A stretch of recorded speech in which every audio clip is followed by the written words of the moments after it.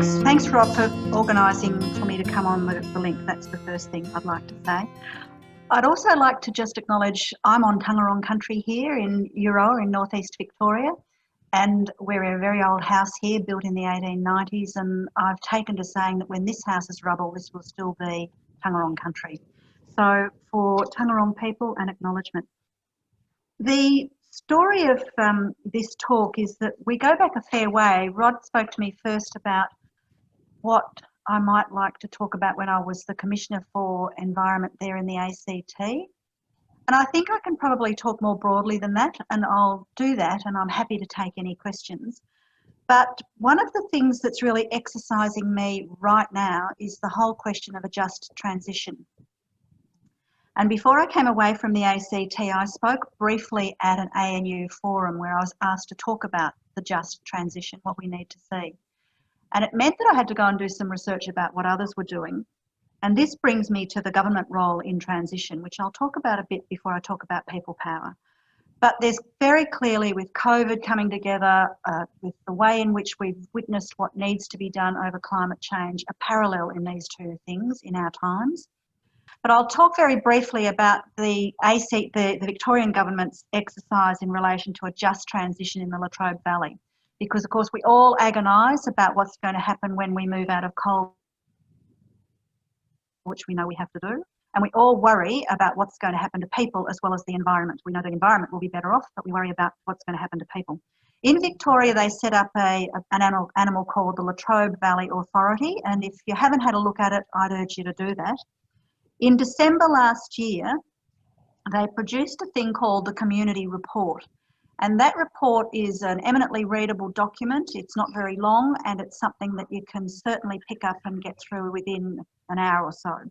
And what it does is it tells us what an exercise state government can do. And an exercise state government here in Victoria decided they would cut the rates and taxes that they were otherwise going to charge people who were losing their jobs as a result of changes in forestry and also the closure by the private enterprise proponent Hazelwood. And having cut rates and taxes from the state perspective, they also engaged with local government to get local government also to reduce the way it was charging people for services, which meant that there was effectively a moratorium on expense. They took the view that there were some things they had control over, and one of them was infrastructure. In relation to infrastructure, big programs or big projects, 90% of all people employed had to be local. They also took the view that there was smaller projects where they could be imposing some strictures on what should be done with apprentices and traineeships, and they did all of that. They took the less than innovative steps to say that local youth are extraordinarily important and they needed to be brought into the conversation, even if they weren't at that stage employees or employers or small and medium businesses. And they decided there were some small steps they could take as well, going to your point about baby steps before, in relation to professional development. So getting people skilled up on how they might put in tender documents, which you're not always very good at when you've been an employee forever, and also assisting people who hadn't had to apply for a job for some considerable time in how they might do that. Now, the fascinating thing about what came through with the Latrobe Valley Authority's efforts is that while everybody in Victoria thought that there would be a considerable drop-off in the number of people employed, they found that since Hazelwood closed and since state government and local government stepped in, there's actually been an improved situation in respect of employment in the Latrobe Valley.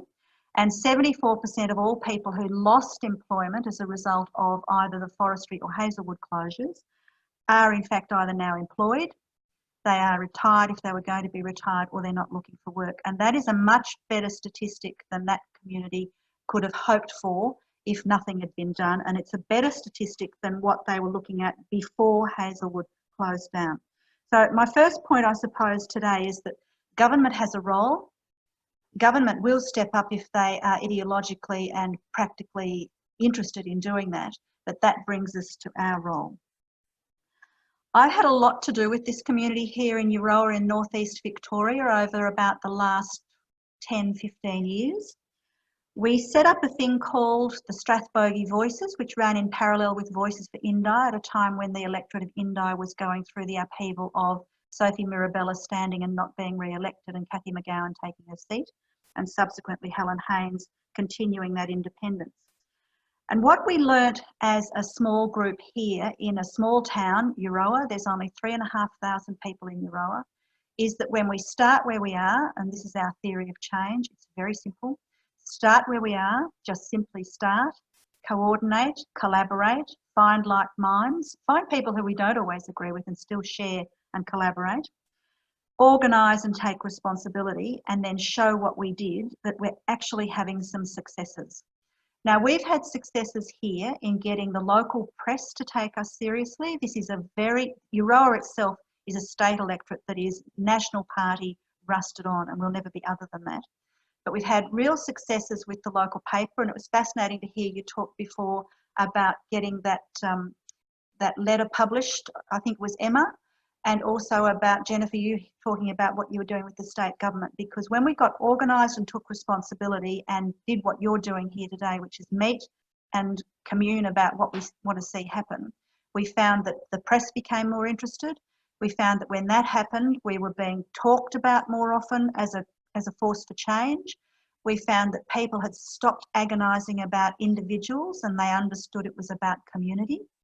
And we also found that while this is a deeply conservative electorate, that people were prepared to come on board because they saw there were a range of opportunities and a range of processes that they could be involved in.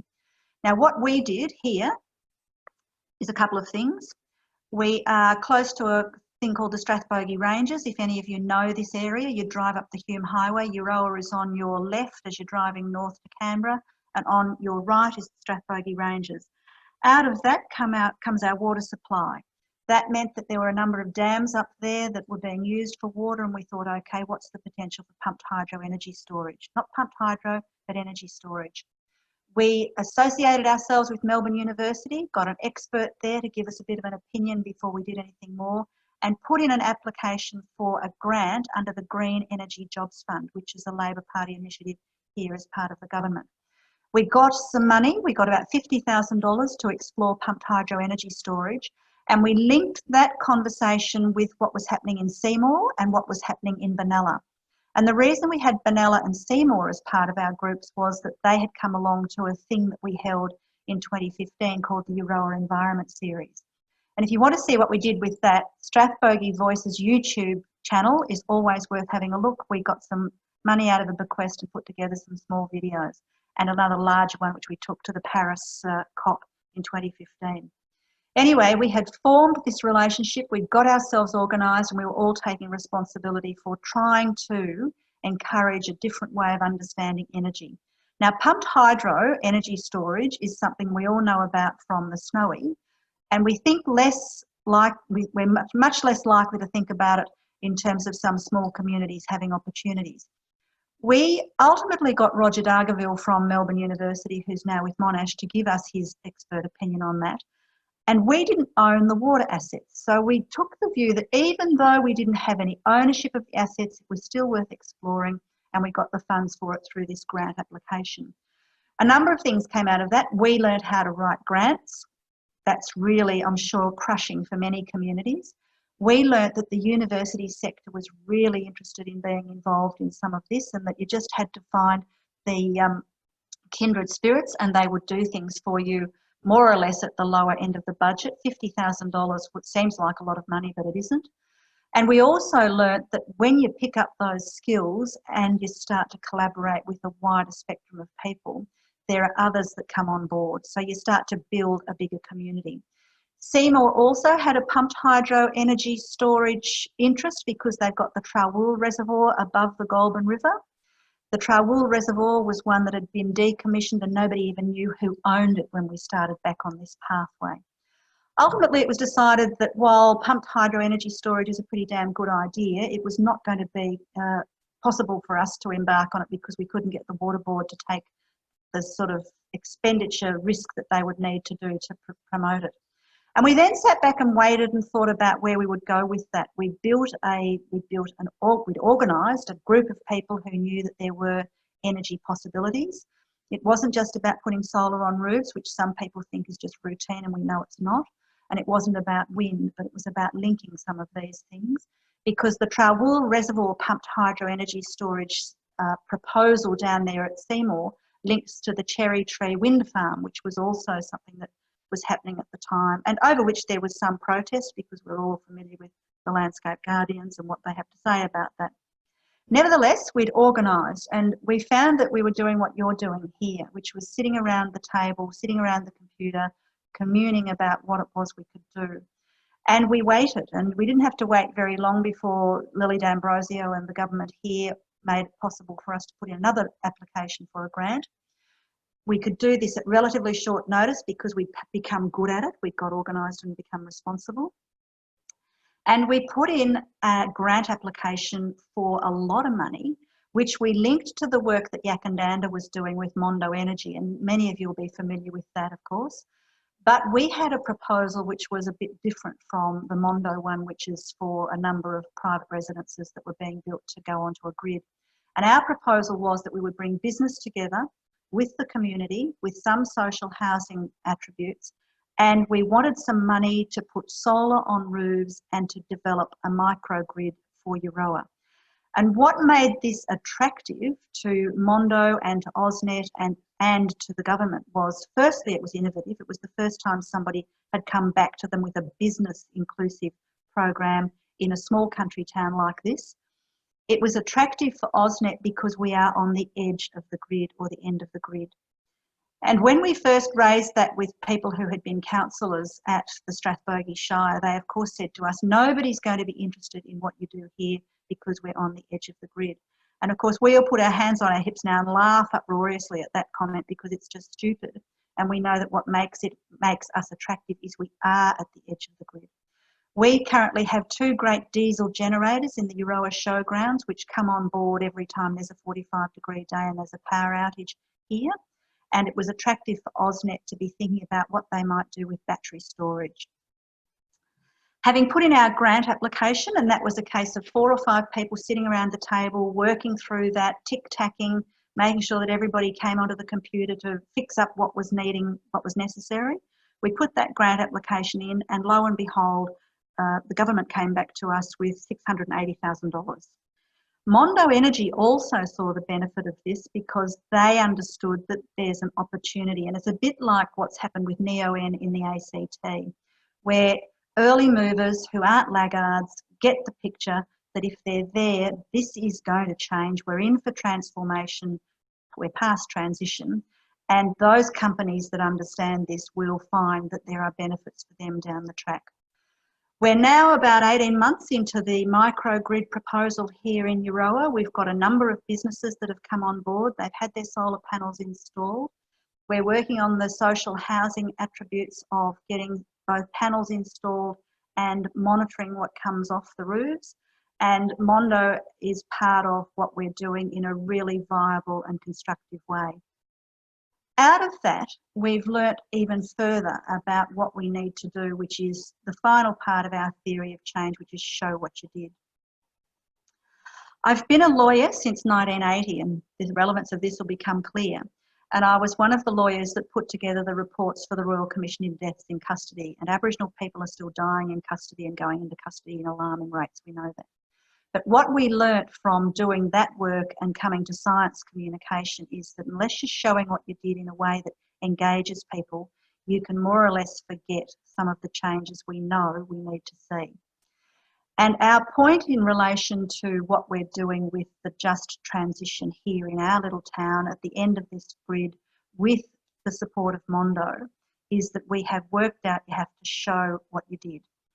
And that's led to other things that have nothing to do with power. And if any of you follow my Facebook page, you will see that Strathbogie Inc., which follows on from Strathbogie Voices, has now set up a food distribution arrangement where the farmers market closed down, and we've taken Open Food Network IT and made that possible for us to continue the farmers market here in Euroa.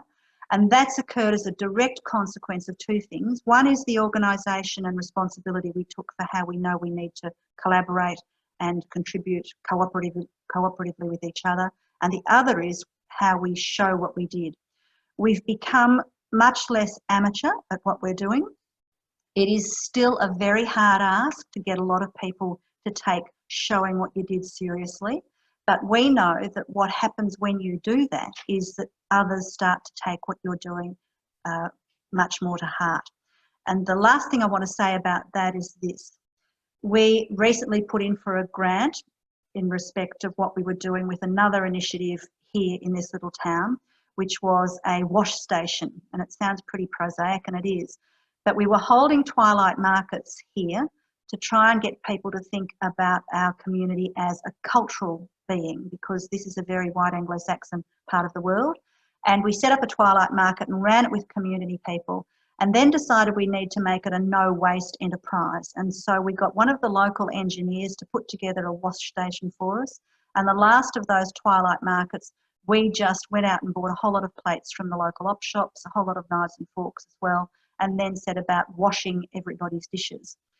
What happened as a result of that was that we had about 6 inches of organic waste in one bin after 1,500 people ate down at the park for that market, and we had 5 items of waste.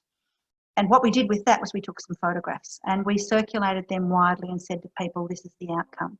Now, I'm not saying that we are Howard Hawks or we are Foxtel or whatever else, but we've learnt that you've got to show what you did. Having done that, we then put in for a small grant for that wash station to upgrade it and make sure that we could take it around the district. We've now had that wash station used at 2 other festivals by 2 local community groups that have nothing to do with Euroa but knew what we were doing. And we just got a $5,000 grant from Helen Haynes, who is the independent member for Indi, to upgrade the wash station, and we've put that on our Facebook pages. Interestingly, I think it's worth remembering this. That grant came from the office of Bridget McKenzie. Our local newspaper was told the grant had been made before we were told the grant had been made, and we made some inquiries to find out that we got the grant. And we then gave credit to both the people who put in the grant application and Helen Haynes, who told us about it. So we captured that agenda and made it very clear that this was a grassroots up, not a top-down initiative. And that also came out of what we had been doing here with this small organisation, which we call Strathbogie Inc., which is growing and growing and growing. Now, one of the other things I want to say about community organisations is we get dispirited when things don't come off. One of our members has lived in this town for 30 years and really struggled with being called the greenie and all those things that go with being called the greenie in a Conservative electorate. She now feels supported. She feels part of a collegiate response to environmental needs, and she's a person who has developed media skills well beyond what she might have thought were her capabilities. And out of that, we have got the local newspaper taking us seriously. We've got Win News from Shepparton wanting to come over here and look at what we're doing, and they'll periodically ring us and ask us what we're doing. We recently as last night, had the distribution of food program on the national news on the ABC. Just last week, one of our members was also consulted about country news when they wanted to find out about what some beef growers were doing that was innovative. And we, of course, have had this other stuff happen about the grant for the wash station. So I suppose my point is this: there are no such things as baby steps. Everything is a baby step, but there isn't such a thing as baby steps. Every step is important. And when we decided that we were going to start where we were, organise and show what we did in 2015, when we first established the Euroa Environment Series, we thought we would have one meeting where we would invite David Caroli to come and talk to us about climate change. When we sat around a kitchen table, we realised that we had the potential for at least 10 meetings.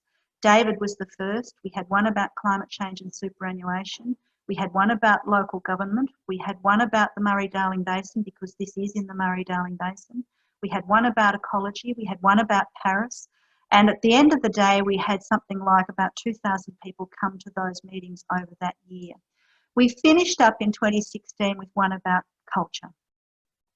So we started with climate change and finished with culture. And the one that we finalised that series with led into the first of our twilight markets. So we went straight from an afternoon session to a twilight market. The other thing about those sorts of community initiatives is we all think that people are going to find them a bit oppressive. It's a Sunday, who wants to be involved? We ran those on a Saturday and we started them at 10 o'clock in the morning and they went till 4 o'clock in the afternoon. And we started with a speech or a number of speeches, and then we had round tables, and then we had feedback and people came back with questions and observations. We had experts who came up from Melbourne on the train. They had to get to Southern Cross at 6:30 in the morning to be here at 9 to be ready to go at 10. And they all did it for free. Not a single one of about the 20 people who gave us a speech or gave us a contribution wanted to be paid, and every one of them was prepared to surrender their Saturdays. So my final point, and this isn't part of our theory of change, is that when people see that people of goodwill authentically want to do something, most people want to be involved. And in fact, they don't just want to be involved, they get excited about it. So that's more or less what I wanted to say, and I don't know whether it's any help to all of you, but that's our little journey for this tiny part of the world.